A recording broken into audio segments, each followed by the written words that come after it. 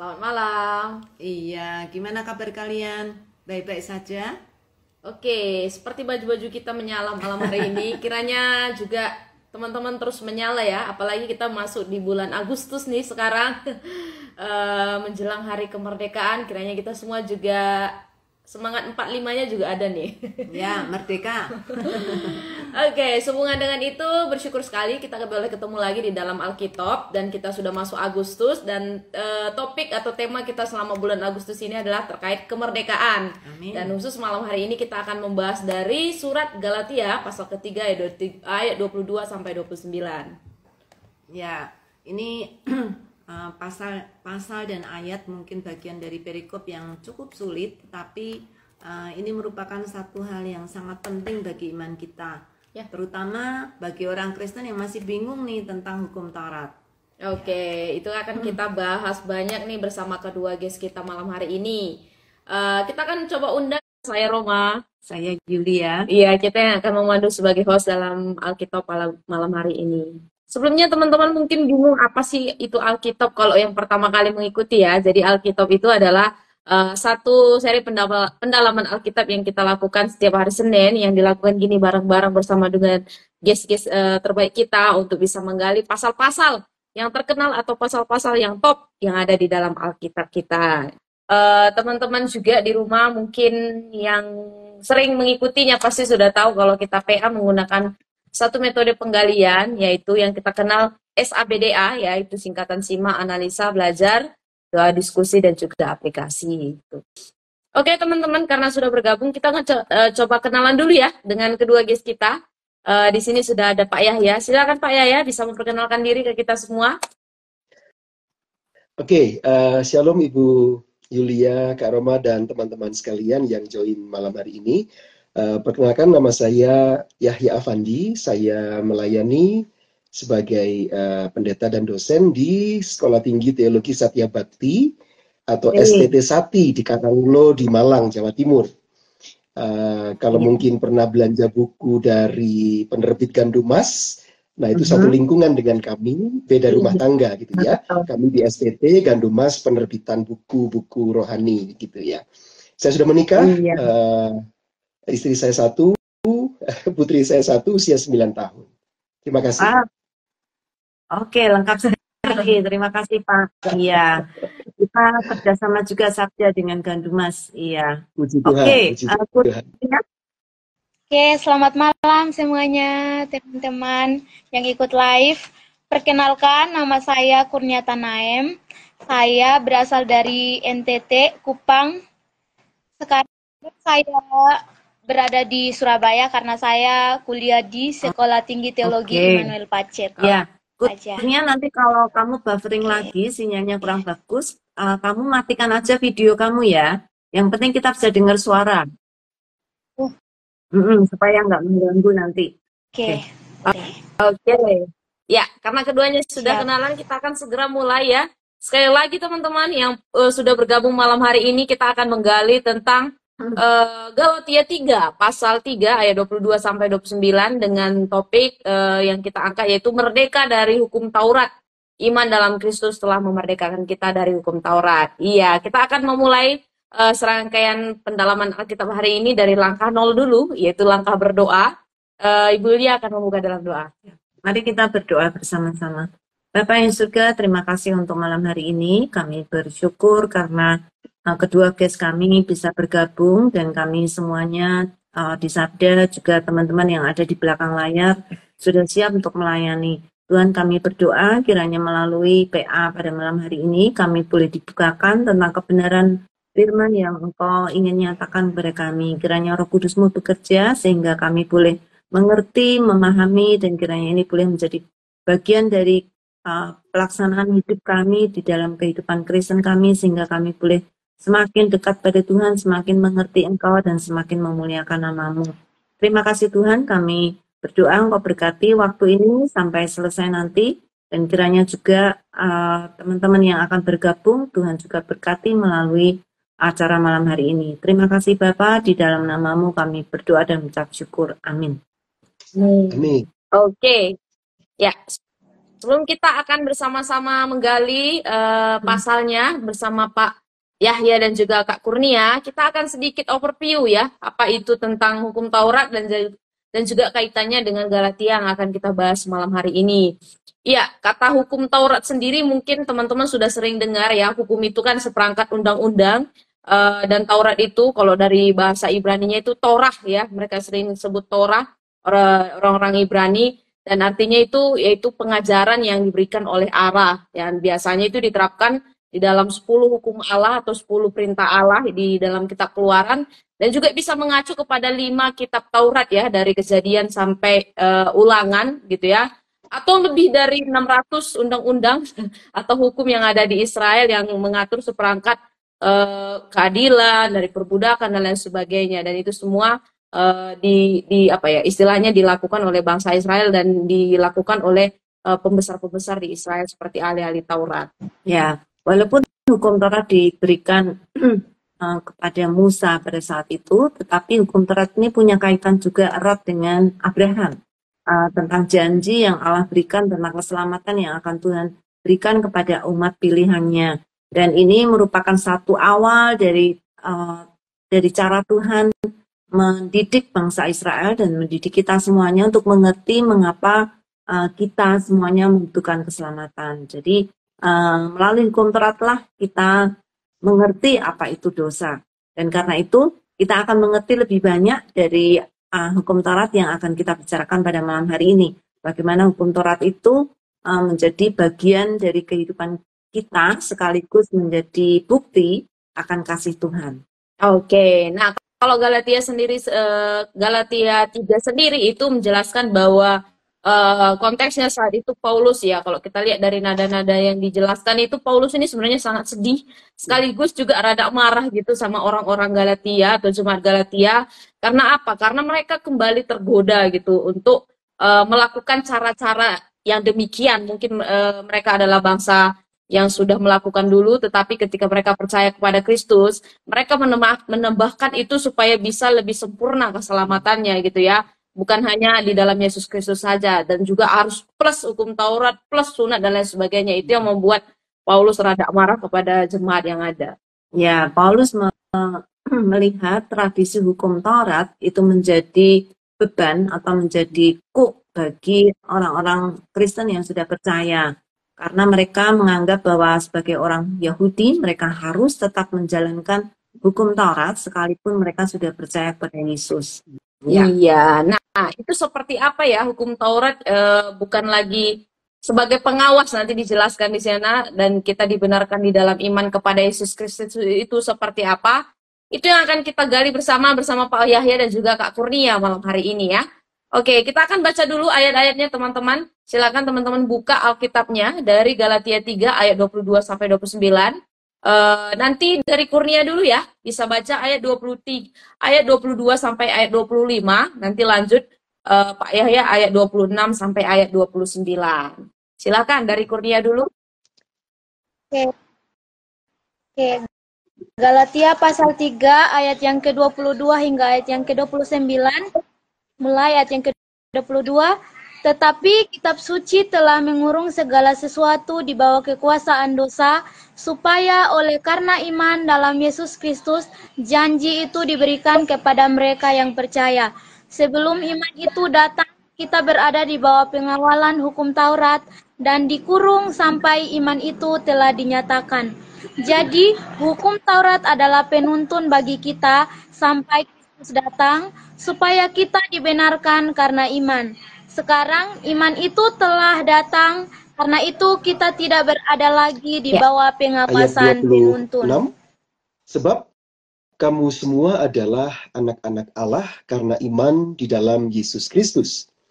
Karena kamu semua yang dibaptis dalam Kristus telah mengenakan Kristus. Dalam hal ini tidak ada orang Yahudi atau orang Yunani, tidak ada hamba atau orang merdeka, tidak ada laki-laki atau perempuan, karena semua adalah satu di dalam Kristus Yesus. Dan jikalau kamu adalah milik Kristus, maka kamu juga adalah keturunan Abraham dan berhak menerima janji Allah. Iya, terima kasih Pak Yahya. Oke, kita akan mulai menggali pada malam hari ini.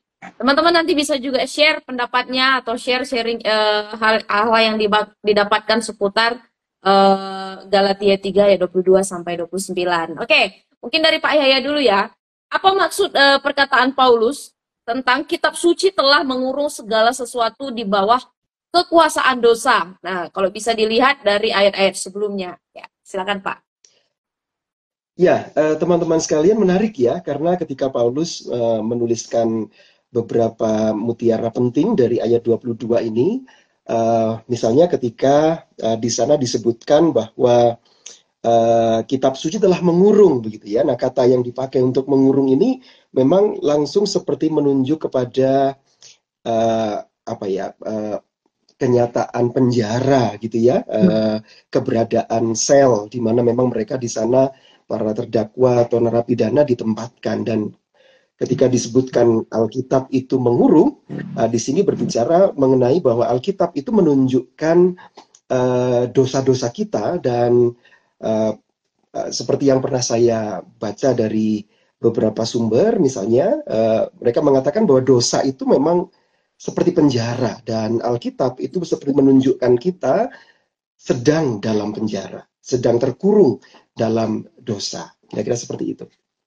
Iya, ya ini satu pengertian yang tidak mudah sebenarnya yang untuk kita mengerti, karena harus melihat latar belakang yang lebih kuat tentang Perjanjian Lama, terutama tentang hukum Taurat.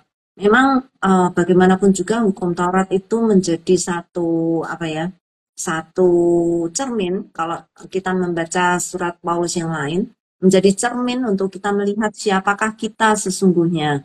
Kalau kita menjalankan hukum Taurat, barulah kita tahu siapa kita sesungguhnya, yaitu orang-orang yang berdosa, yang nggak mungkin bisa menjalankan hukum Taurat dengan sempurna. Iya, jadi sekali lagi ya, usaha untuk lepas dari dosa itu nggak bisa gitu ya, karena kita semua telah dikurung di dalam satu hukum itu, dan kita nggak bisa melepaskan diri. Dikatakan manusia tidak dapat melepaskan diri dari belenggu dosa melalui usahanya sendiri gitu. Nah, kalau kita lihat di bagian berikutnya di ayat 23, hukum Taurat itu dikatakan sebagai pengawal sebelum iman datang. Nah, kenapa hukum Taurat itu dikatakan sebagai pengawal sebelum iman datang atau sebelum iman dinyatakan dari ayat 23 ini? Ya, mungkin silakan Kurnia bisa menjawab. Oke, teman-teman semuanya, saya akan menjawab pertanyaan kedua itu, di mana kita lihat di dalam ayat yang ke-23 itu menyatakan bahwa hukum Taurat itu sebagai pengawal ketika iman itu belum dinyatakan. Nah, kenapa dikatakan bahwa hukum Taurat itu sebagai pengawal? Karena hukum Taurat kalau kita lihat di dalam Perjanjian Lama itu kan sesuatu yang sangat-sangat, kalau kita tidak melakukan itu kita berdosa. Kita berdosa terhadap Tuhan, begitu. Oleh karena itu dikatakan bahwa hukum Taurat itu sebagai pengawal, sehingga pada akhirnya kita bisa menjaga diri kita sampai iman itu dapat dinyatakan. Mungkin ya, kira-kira seperti itu kalau pendapat tadi saya. Pak Yahya bilang tentang mengurung itu seperti di dalam penjara, dan yang ada 23 pengawal. Jadi benar-benar ini komplit gambaran Paulus terhadap keadaan kemanusiaan kita pada saat ini. Kitab suci itu melihat kita sebagai orang-orang yang terkurung oleh dosa, dan hukum Taurat diberikan menjadi pengawal. Sudah dikurung, masih harus dikawal gitu ya, karena dengan hukum Taurat inilah manusia tidak bisa berbuat apa-apa kecuali mengakui bahwa dia adalah orang yang berdosa. Iya, saya juga tadi coba cari sih arti pengawal di sini. Kalau dari bahasa Yunani itu punya arti seperti seorang pengasuh atau penjaga gitu yang bertanggung jawab untuk mendidik dan melindungi gitu. Kalau dikaitkan dengan hukum Taurat, ya hukum Taurat ini akan kasih istilahnya dia yang akan mengasuh sebelum itu anak itu dewasa kayak gitu, sampai nanti kedatangan Kristus tiba. Dan hukum Taurat ini yang akan mendisiplin, mengarahkan, dan juga memberikan batasan-batasan etika ya, supaya bangsa Israel itu dapat terbimbing hidupnya dan jalannya. Jadi luar biasa juga apa yang ada di dalam hukum-hukumnya Allah yang ditetapkan sebagai hukum Taurat. Oke, nah kalau kita lihat di ayat berikutnya ya, kita lanjut dulu. Bagaimana nih kedatangan Kristus mengubah peran hukum Taurat dalam kehidupan orang percaya? Dilihat dari ayat 24 sampai ayat 25. Ya, silakan Pak Yahya.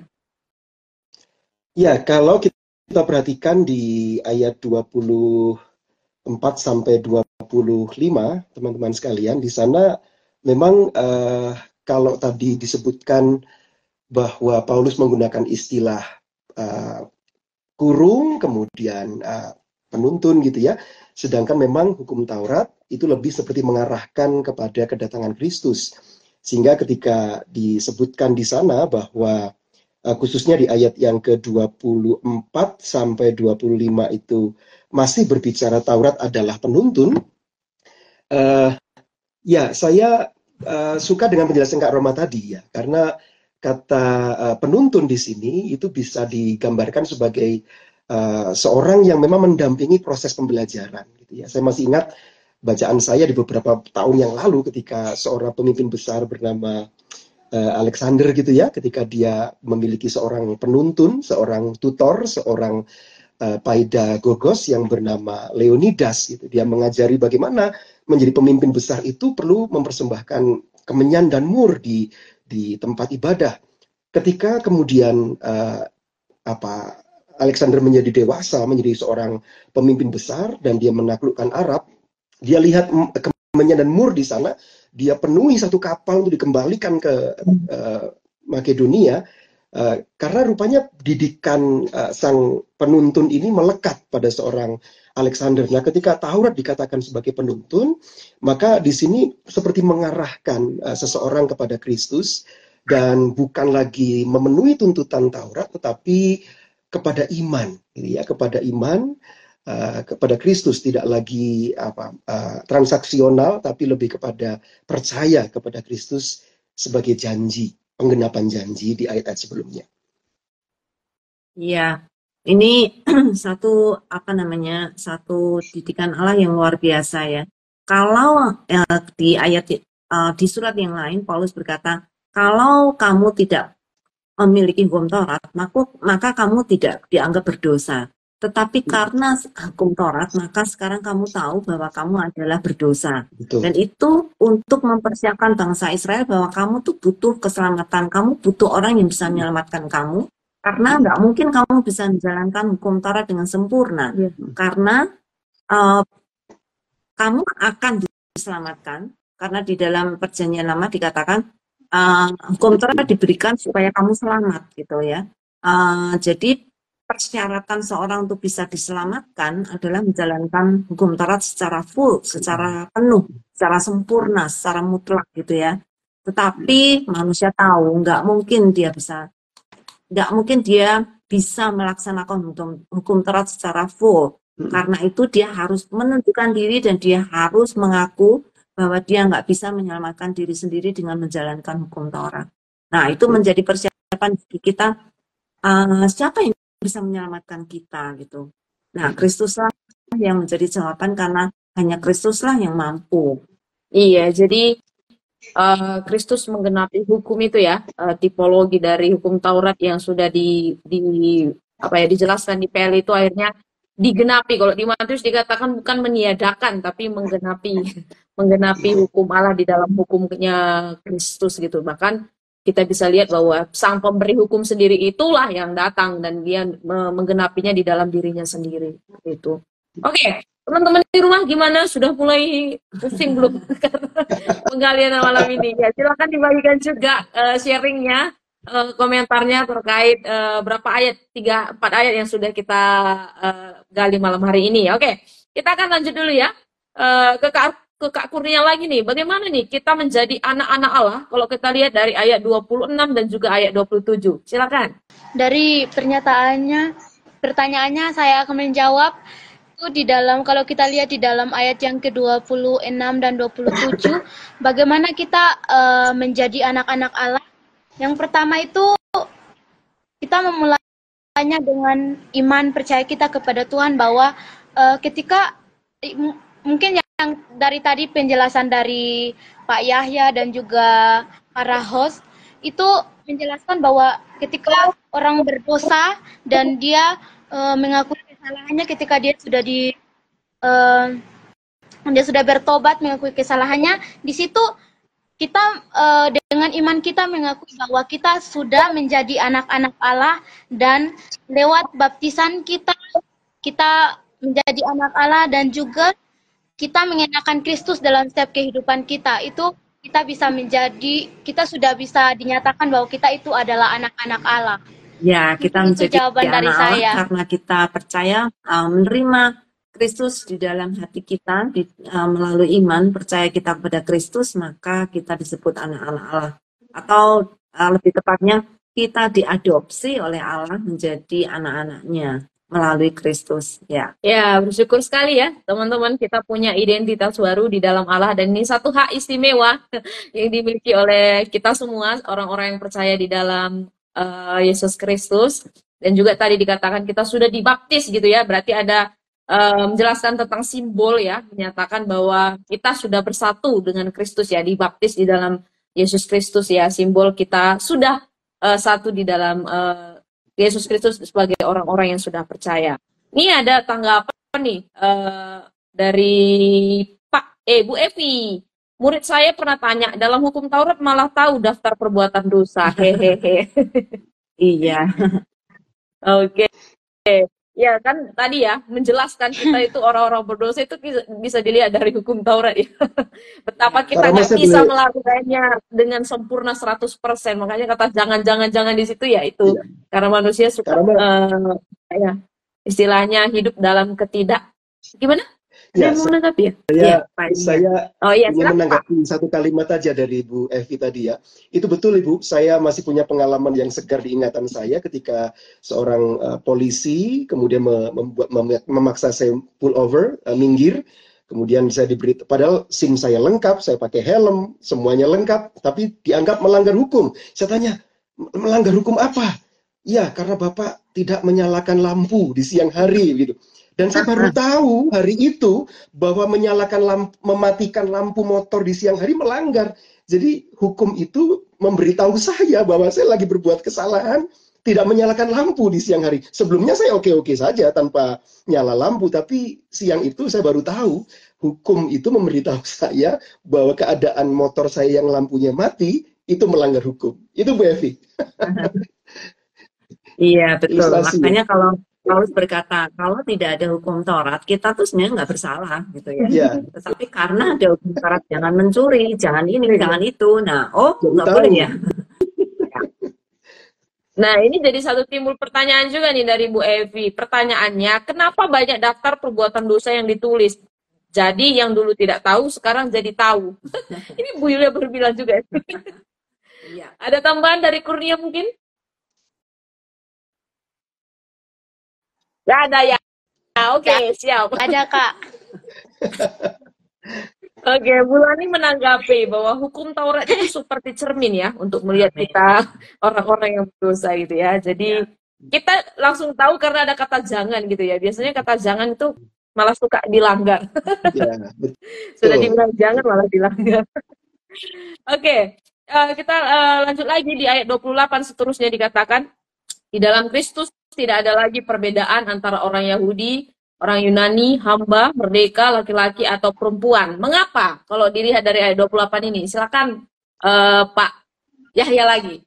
Oke, terima kasih. Jadi di ayat 28 kita diberitahu persoalan yang sangat mendesak di jemaat Kristen Galatia gitu ya, bahwa memang di sana ada semacam dividing ya, ada pembedaan antara orang Yahudi dan bukan Yahudi. Di sana ada budak dan orang merdeka, di sana laki-laki dan perempuan dan seterusnya. Itu menjadi semacam persoalan yang akut dalam lingkungan jemaat. Karena itu di dalam Kristus gitu, Paulus mengatakan itu semuanya sudah diruntuhkan. Tidak ada lagi tidak penting lagi untuk menaruh perbedaan itu di tengah-tengah persekutuan. Ini bukan berarti menghapus fungsi ya. Karena ketika di dalam Kristus Paulus di bagian yang lain, misalnya di kisahnya Filemon misalnya, dia mengatakan budak tetap harus bertanggung jawab kepada tuannya, gitu ya. Seorang Yahudi dan seorang Yunani tetaplah orang yang berbeda.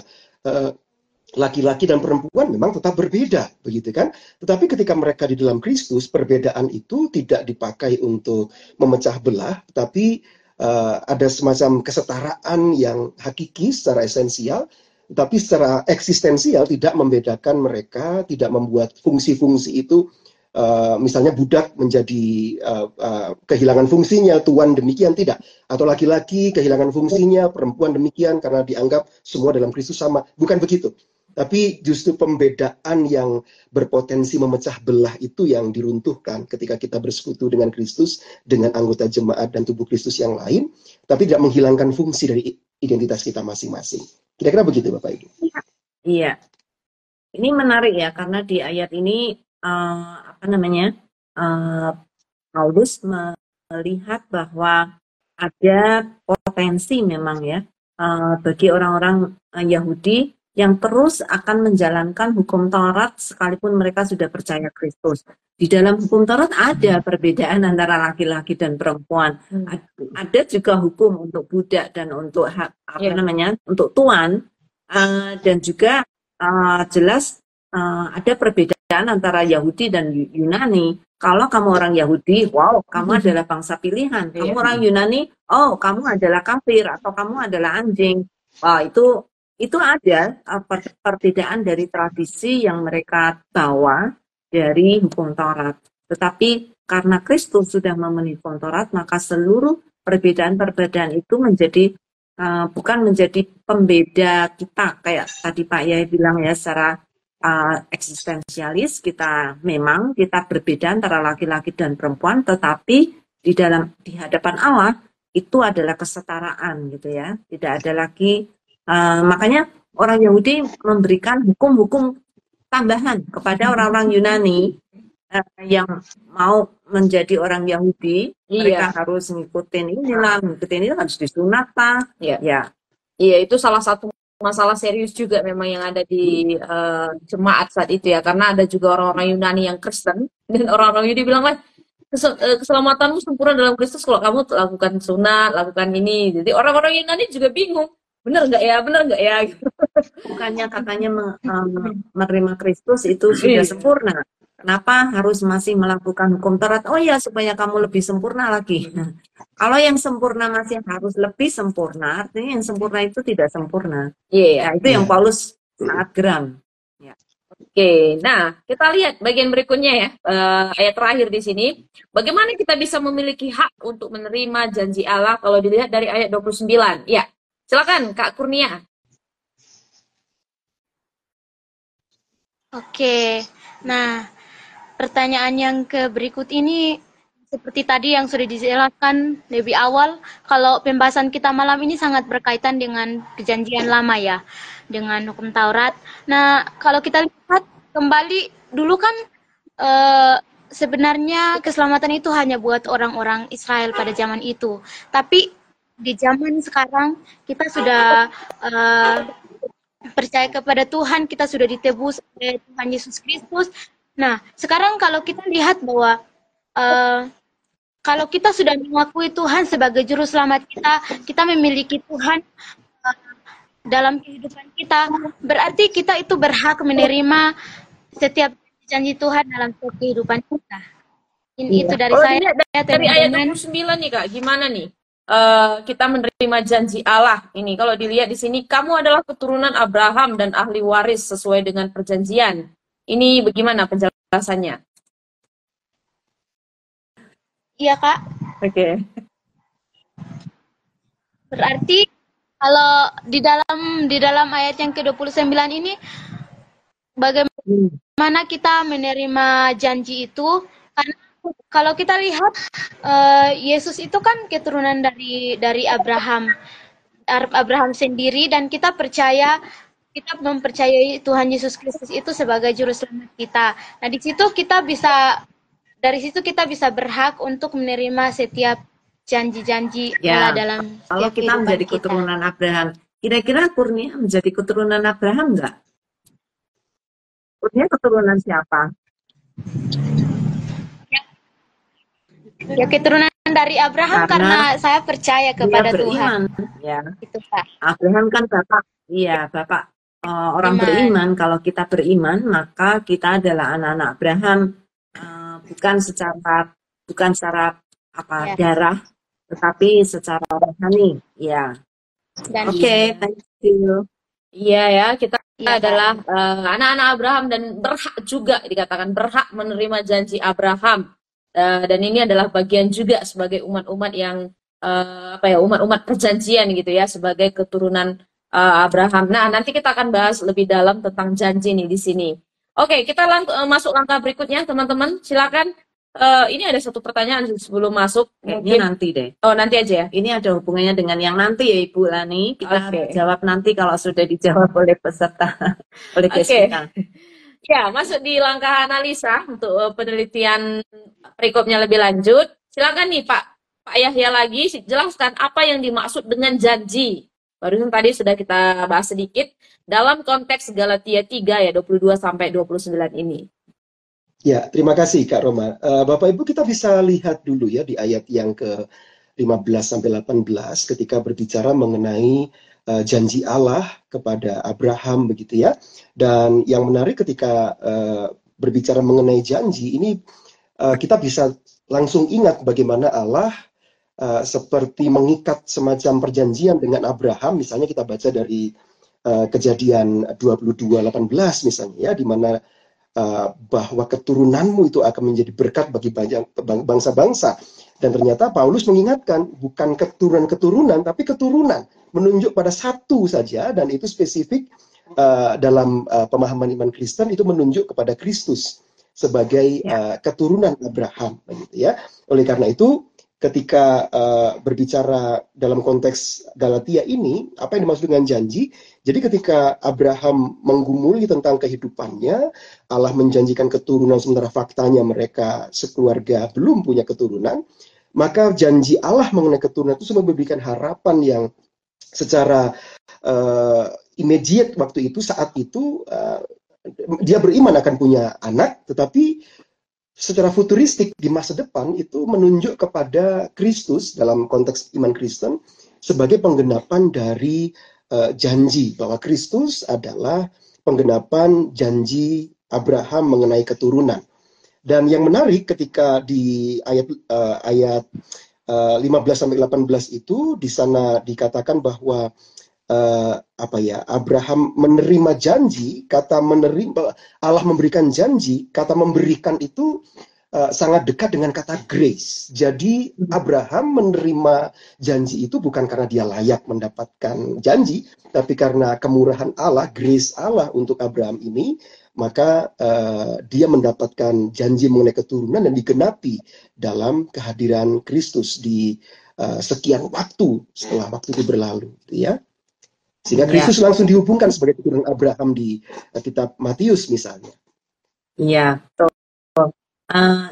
janji di sini bukan keturunan secara fisik juga ya, walaupun Abraham akhirnya juga mendapatkan anak secara fisik, tetapi yang dimaksud janji di sini adalah akan diberikan keturunan rohani melalui Abraham, keturunan rohani bukan bangsa pilihan, tapi orang-orang pilihan Allah akan dinyatakan dan orang-orang pilihan itu bisa ada dan menjadi ada karena Kristus yang mengangkat mereka menjadi anak-anak Allah, gitu ya. Ya. Jadi perjanjian Allah ini sangat perjanjian Allah dengan Abraham, dan ini bukan perjanjian yang bilateral ya kedua belah pihak gitu, tapi Allah sendiri yang memberikan janjinya bahwa kerajaannya akan dinyatakan melalui kedatangan Kristus ke muka bumi gitu dan digenapi oleh Yesus Kristus. Oke. Berikutnya, mengapa nih hukum Taurat disebut sebagai penuntun kita? Kalau kita tadi sudah membahas 8 ayat ini, silakan Kak Kurnia. Oke. Nah, pertanyaan ini, mengapa hukum Taurat itu dikatakan bahwa hukum Taurat itu sebagai penuntun bagi kita? Nah, seperti pembahasan yang sudah kita bahas tadi, itu Hukum Taurat itu kan sebagai satu cermin yang menunjukkan bahwa di dalam hukum Taurat itu kan terdapat dosa-dosa di situ, kayak jangan begitu memperingati kita untuk tidak melakukan dosa. Nah, ketika kita membaca hukum Taurat itu kita tahu bahwa oh saya melakukan kesalahan, saya punya dosa yang seperti ini dan di situ kita sadar. Nah, di situ dapat menuntun kita dan kita bisa mengakui dosa-dosa kita seperti itu. Oleh karena itu dinamakan bahwa hukum Taurat itu sebagai penuntun dalam setiap kehidupan kita. Mungkin Iya, itu saja secara pendapat saya. moral memang hukum Taurat itu menuntun kita untuk bisa hidup baik, hidup melakukan melakukan aturan gitu ya, aturan-aturan moral yang sangat baik untuk manusia. Tetapi aturan moral itu hanya sebagai pembimbing untuk kita tahu bahwa aturan moral itu begitu ketatnya dan tidak mungkin kita bisa melakukan itu secara 100%. Tapi itu sangat penting untuk menuntun supaya aku tidak pergi jauh gitu ya. Atau untuk aku tidak benar-benar kesasar di tempat yang lain. Sementara kita menunggu janji yang Allah akan berikan melalui Kristus. Iya, jadi semacam persiapan ya untuk iman di dalam Kristus yang digenapi oleh Yesus di perjanjian baru. Nah, berikutnya teman-teman, mungkin dari Pak Yaya deh. Pelajaran apa nih Pak yang didapatkan tentang hukum Taurat dari 8 ayat ini bisa disimpulkan mungkin? Ya, seperti istilah yang Paulus langsung pakai di ayat-ayat ini, munculnya kata penuntun, pengawal, gitu ya. Itu menunjukkan langsung kepada fungsi bahwa sebagaimana seorang seorang anak di konteks perjanjian baru waktu itu belum mengerti apa-apa, kemudian dididik oleh ibu sampai sekitar usia 6 tahun, lalu 6 tahun sampai 12-13 tahun perlu ada seorang penuntun, perlu ada seorang pembimbing. Nah, Taurat itu lebih kepada fungsi itu. Jadi Taurat sekedar memberitahu mana yang boleh dan tidak boleh, dan sampai kemudian pada usia dewasa dalam pengertian memiliki iman kepada Kristus, digambarkan sebagai seorang yang sudah bisa membedakan tangan kanan dari tangan kiri, maka peran seorang penuntun tidak diperlukan lagi, gitu ya. Dia sudah bisa bebas menentukan keputusannya sebagai seorang yang sudah dewasa. Sehingga Taurat hanya menuntun, hanya mengarahkan, hanya memberitahu, sampai kemudian iman sebagai simbol kedewasaan, itu kita hidup dalam kemerdekaan, kebebasan menentukan pilihan. Jadi seorang yang sudah tidak lagi di bawah pengawasan penuntun tadi, seperti saya gambarkan Alexander dengan Leonidas tadi, memang Alexander sudah dewasa, sudah menjadi seorang penakluk wilayah dari Makedonia sampai Arabia. Tiba di Arabia, dia masih ingat pengajaran Leonidas bahwa untuk menjadi pemimpin besar harus memberikan persembahan kemenyan dan mur. Maka dia penuhi sebuah kapal dengan dengan kemenyan dan mur, dikirimkan. Artinya pengajaran itu melekat ya dalam diri seorang yang dewasa, tidak dibuang, tapi pada dirinya sebagai seorang dewasa atau orang yang beriman kepada Kristus, dia sudah bisa menentukan apa yang baik, apa yang berkenan kepada Allah dan apa yang tidak. Seperti itu, Bapak Ibu. Ya. Memang hukum Taurat ini sesuatu yang cukup rumit gitu ya untuk kita mengerti sekarang, tetapi untuk bangsa Israel ini menjadi satu guide yang sangat ketat sekali, dan itu menjadi aturan yang mereka anggap akan menyelamatkan hidup mereka. Tetapi kita tahu bahwa hukum Taurat bukan untuk menyelamatkan kita. Makanya Paulus menjelaskan dengan jelas bahwa hukum Taurat itu sebagai penuntun saja, tapi bukan menjadi keselamatan bagi kita. Ya, setuju. By the way, ada pertanyaan Pak Yaya, Kak Kurnia dari Kak Gangsta, bagaimana ya memahami Matius 5 ayat 18 dan kaitannya dengan Galatia 3 ayat 25? Ya, kalau kita lihat di Matius 5 ayat 18 itu ngomongin tentang sampai bumi berlalu ya, tidak ada satu iota pun katanya yang akan yang akan dilewatkan. Sampai langit dan bumi berlalu, tidak ada satu iota atau satu coretan pun yang akan hilang dari hukum Taurat sampai semuanya digenapi. Ya, gimana nih teman-teman? Dan ayat 25 kaitannya, iman telah datang. Ya kalau, sorry saya kebiasaan baca versi lain. Karena itu kita tidak berada lagi di bawah pengawasan penuntun. Ya, bagaimana menjelaskan kedua ayat ini?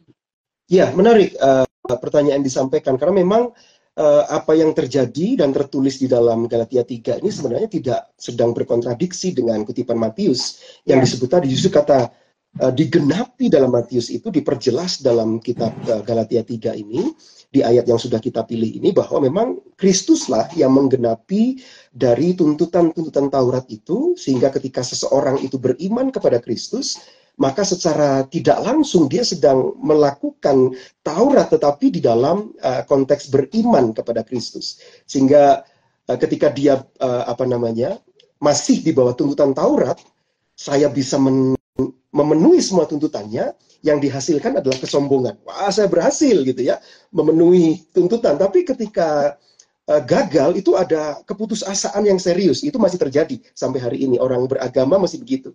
Tapi ketika orang itu beriman kepada Kristus sebagai penggenapan Matius tadi, maka ketika dia mampu, itu bukan karena dia. Tapi justru iman kepada Kristus itulah yang memampukan dia untuk mengaplikasikan Taurat. Karena di Matius dikatakan di sana, Taurat seperti dibuat kompak begitu ya, relasi baik dengan sesama, itu cermin relasi baik dengan Tuhan. Mengasihi Tuhan, mengasihi sesama. Seperti itu kira-kira. Amin. Ya, ini Kak Gangsta melihat ya, mungkin nanti akan terjawab di pertanyaan berikutnya. Jadi ikutin terus ya Kak Gangsta supaya menjadi semakin jelas. Ya. Oke, ya kita kembali ke Kak Kurnia. Jadi kalau di langkah berikutnya, di langkah diskusi lebih lanjut nih, masihkah orang percaya dituntut untuk melakukan hukum Taurat? Bagaimana nih menurut Kak Gangsta? Kak Gangsta, Kak Kurnia.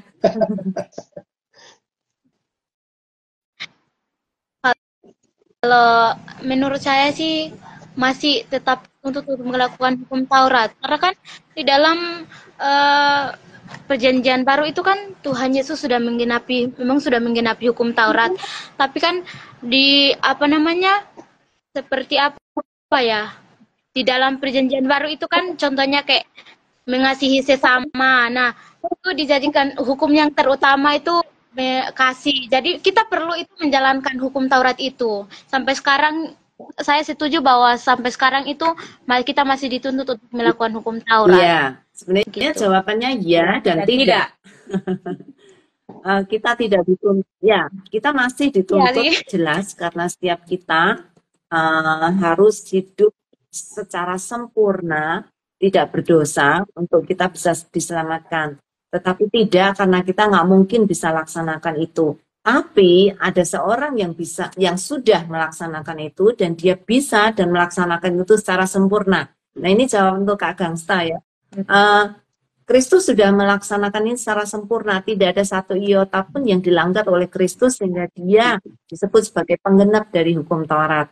Ya, karena itu kita bilang kita tidak dituntut karena kita sudah ada di dalam Kristus. Karena kita sudah ada di dalam Kristus, yang tuntutan itu sudah dipenuhi oleh Kristus. Kita nebeng gitu ya. Kita bonceng dengan Kristus karena kita tidak lagi dituntut kalau kita ada di dalam Kristus. Kalau kita sudah ada di dalam Kristus. Tapi bagi mereka yang belum di dalam Kristus, mereka masih dituntut hingga sekarang. Keselamatan orang yang belum percaya pada Kristus, aturannya adalah hukum Taurat. Jadi bagi mereka yang tidak percaya pada Kristus, mereka masih dituntut oleh hukum Taurat. Dan kalau dia bisa melaksanakan seluruh hukum Taurat secara sempurna, maka dia akan diselamatkan. Tapi siapa yang mampu? Gak ada. Boleh menambahkan sedikit saja, Ibu Yulia? Ya.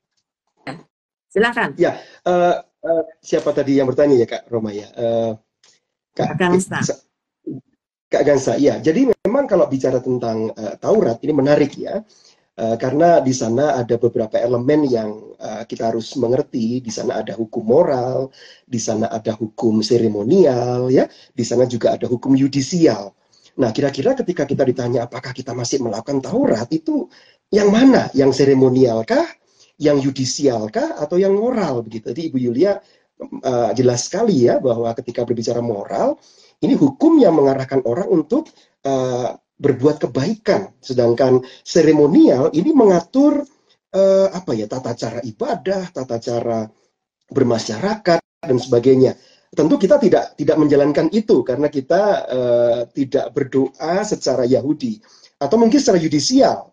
Misalnya kita melanggar Taurat apa lalu ada hukuman apa, itu tidak ya, karena kita beriman kepada Kristus.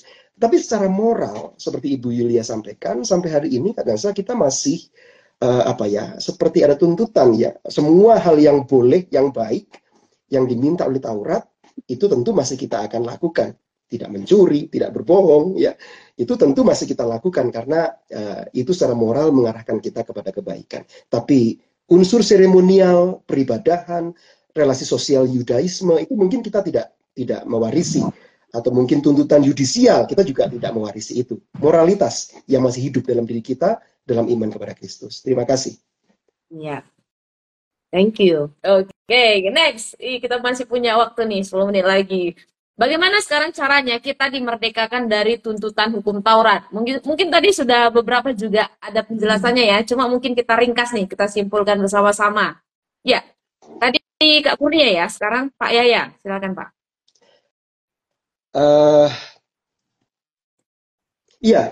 Bagaimana kita dimerdekakan dari hukum Taurat? Sekali lagi, kita harus sadar sebagai seorang yang sudah beriman kepada Kristus, bahwa Taurat itu tidak hilang. Ya. Taurat itu tetap menjadi firman Allah yang hidup, yang lestari, yang tidak akan pernah hilang. Tetapi penerapan dalam kehidupan duniawi kita, konteks kehidupan kita yang masih di dunia ini, bahkan sampai era modern ini, bahkan kita tidak lagi hidup dalam sebuah tuntutan, tapi kita hidup berdasarkan iman kepada Kristus, dan oleh iman kita diselamatkan, bukan oleh karena memenuhi tuntutan Taurat.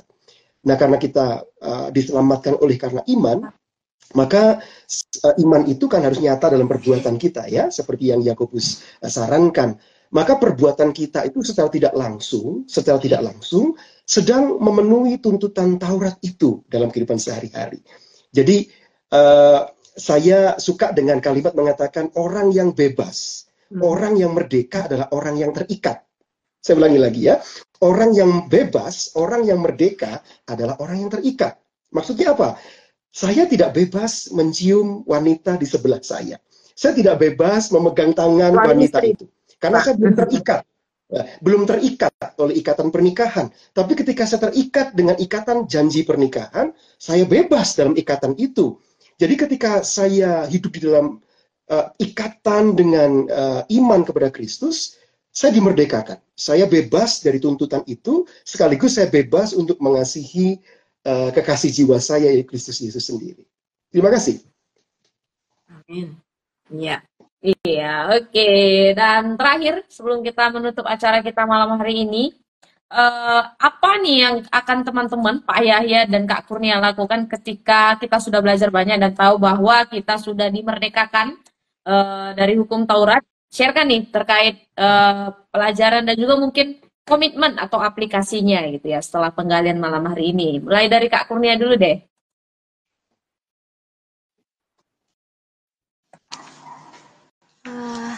Kalau dari saya sih setelah mendengar pengajaran tentang hukum Taurat dan juga penggenapannya di dalam Perjanjian Baru atau pembahasan kita di malam hari ini, apa yang harus saya lakukan dalam kehidupan saya sehari-hari adalah saya mulai sadar akan setiap kesalahan yang mungkin setiap hari saya perbuat. Setelah itu mengakuinya di hadapan Tuhan dan terus beriman kepada Tuhan, terus menjadi sebagai keturunan Abraham, dan saya terus beriman kepada Tuhan dan mempercayakan hidup saya seutuhnya kepada Tuhan.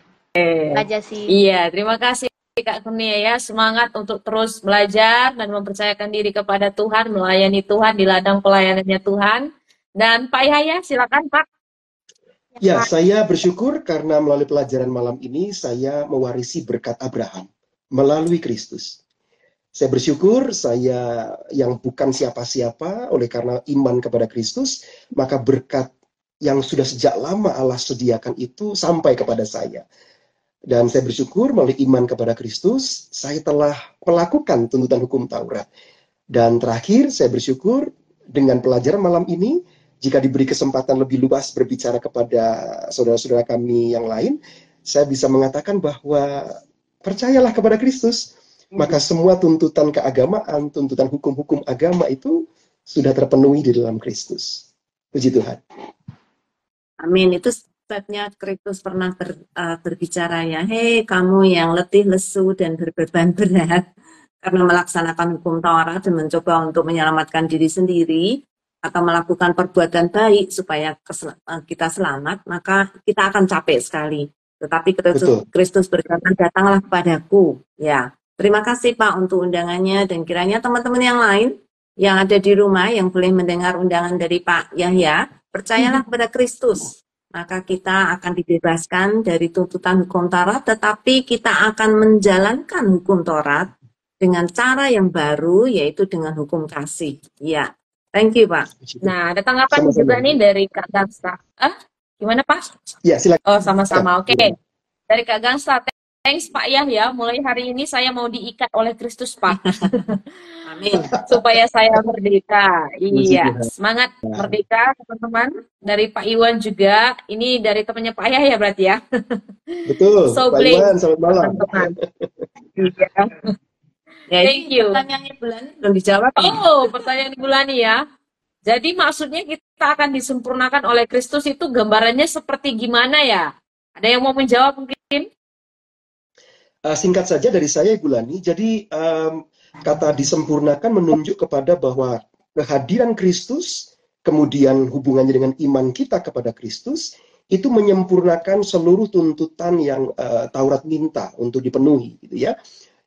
Orang yang bisa memenuhi hukum Taurat merasa sempurna, tapi ketika dia beriman kepada Kristus, maka kita disempurnakan dalam pengertian ketidakmampuan kita untuk memenuhi yang oleh dunia dianggap mampu ya memenuhi tuntutan hukum agama, tapi kan ujungnya kesombongan, ya kan? Tapi ketika kita benar-benar beriman kepada Kristus, kesempurnaan yang dimaksud di sini kita bisa menjadi sadar bahwa kita tidak mampu sebenarnya memenuhi tuntutan semua itu.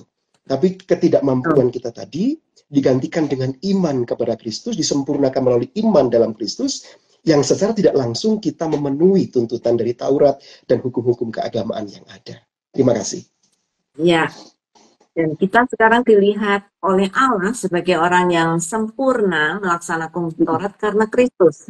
Karena Kristus melihat kita melalui Kristus yang sudah melaksanakan hukum Taurat. Dan Kristus selama di dunia, dia menjalankan seluruh hukum Taurat dan dia tidak pernah berdosa.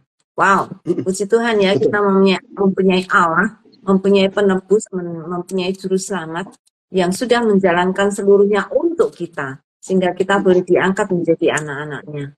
Oke, terima kasih juga dari Pak Indra Waluyo. Terima kasih. Ini temannya Pak Yahya juga ini.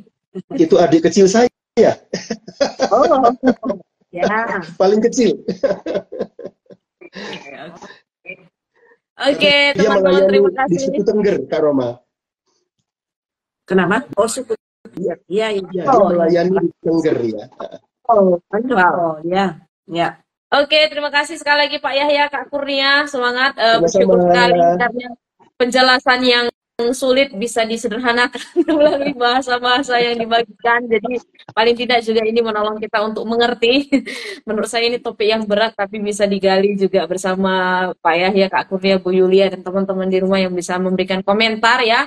Jadi itu sekali lagi kita bersyukur ya, kita memiliki hukum kasih Kristus yang dimana esensinya lebih daripada sekedar hukum Taurat gitu, tapi dia penggenap seluruh hukum Taurat ini, dan kita bersyukur bahwa Yesus Sang Firman itu adalah penggenap dari hukum Taurat, dan kita bersyukur bahwa kita dimerdekakan terus di dalam Kristus melalui iman kita di dalam Dia. Iya. Terima kasih untuk Kak Kurnia dan juga Pak Yahya.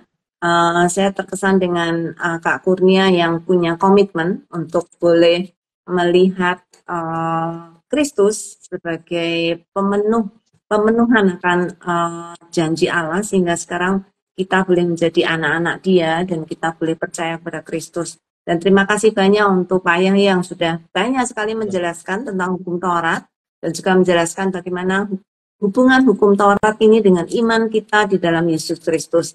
Dan kiranya teman-teman yang tadi sudah mendengar boleh ingat bahwa kita perlu diikat dengan kasih Kristus, ya, diikat oleh kasih-Nya sehingga kita boleh hidup di dalam kebenaran dan tidak menjalankan kebaikan bukan untuk mendapatkan keselamatan, tetapi sebagai buah ucapan syukur akan keselamatan yang kita sudah terima di dalam Yesus Kristus. Oke, terima kasih banyak. Sampai ketemu, kan kita akan tutup dalam doa. Silakan Pak Yahya bisa menutup Pak dalam doa. Baik. Mari Bapak Ibu sekalian kita mengakhiri perjumpaan kita pendalaman Alkitab malam hari ini.